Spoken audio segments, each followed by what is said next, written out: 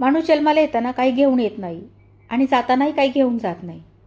पण जन्म आणि मृत्यू यातील अंतर तो कोणत्या पद्धतीने गाठतो यावरच त्याची प्रगती अवलंबून असते. या जगामध्ये जे 90% लोक श्रीमंत आहेत ते लोक दिवाळखोरीतूनच किंवा गरिबीतून घडले आहेत. काही तर 2दा 3दा दिवाळखोर म्हणून जाहीर झाल्यानंतर सुद्धा श्रीमंत होऊ शकले आहेत. श्रीमंत व्यक्तीलाही अपयशाला, संकटांना सामोरे जावे लागते. श्रीमंत होणे हा काही योगायोग नाही, तर श्रीमंत होण्यासाठी संधीच्या शोधात राहावे लागते आणि त्या संधीला श्रीमंतीत बदलावे लागते. म्हणजे काय, आपल्याला जर गाडी चालवायची असेल तर प्रथम आपण काय करतो, गाडी चालवायला शिकतो, प्रशिक्षण घेतो, आपले ज्ञान आणि कौशल्य वाढवतो. म्हणजे काय करायचे, म्हणजे तुम्हाला काय करायचे, तुम्हाला जर श्रीमंत व्हायचे असेल तर तुम्हाला आरशासमोर उभा राहायचे आणि बोलायचे की I am a richest person in this world. तर श्रीमंत होणे हा नशिबाचा भाग नाही आहे. तर श्रीमंत होण्यासाठी काय पाहिजे, फक्त मोठी मोठी स्वप्ने पाहिली पाहिजे आणि श्रीमंत होण्याची इच्छा ठेवली पाहिजे. कारण श्रीमंत होण्यासाठी वयाची मर्यादा नाही आहे, मोठ्या भांडवलाची गरज नाही आहे, शिक्षणाची देखील गरज नाही. तर श्रीमंत होण्यासाठी काय करावे लागणार आहे, तर पहिल्यांदा श्रीमंत होण्यासाठी तुमच्या मनामध्ये तो विचार पाहिजे की मी श्रीमंत होणार. तशी एक मनोवृत्ती आहे. श्रीमंत होण्यासाठी एक मनोवृत्ती लागते. श्रीमंत होणे हा एक छंद आहे, श्रीमंत होणे एक सवय आहे, श्रीमंत होणे एक स्वप्न आहे. आणि श्रीमंत होण्याच्या या स्वप्नांना जेव्हा तुम्ही ध्येयात बदलून म्हणजे कृती करता तेव्हा श्रीमंती तुमच्याकडे येण्यासाठी तयारच असते. म्हणजे ते येतेच ॲटोमॅटिक. श्रीमंत होण्यासाठी आपल्याला त्या श्रीमंतीच्या खाणीकडे वाटचाल करायची आहे, ती खाण आपल्याकडे चालून येणार नाही.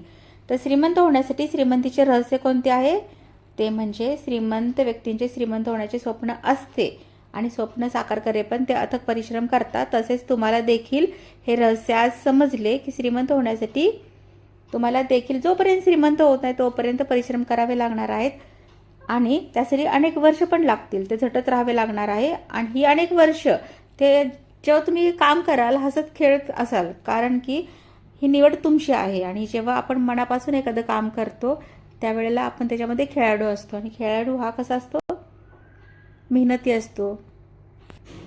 तर आताची तुमची परिस्थिती कशी असो, कदाचित तुमच्याकडे शिक्षण कमी असेल, पैसा कमी असेल, गरीब असाल किंवा तुम्ही वयाने मोठे असाल किंवा छोटे असाल, लघु उद्योजक असाल किंवा कारखानदार असाल, आताची तुमची परिस्थिती काही असो, फक्त एकच गोष्ट लक्षात ठेवायची की मी जे आहे कंडिशन किंवा जी माझी परिस्थिती त्याच्यामध्ये मी असं संतुष्ट राहणार नाही, आनंदी राहणार नाही. मी आजची परिस्थितीवर मात करेल आणि भरपूर काही पैसा कमवेल.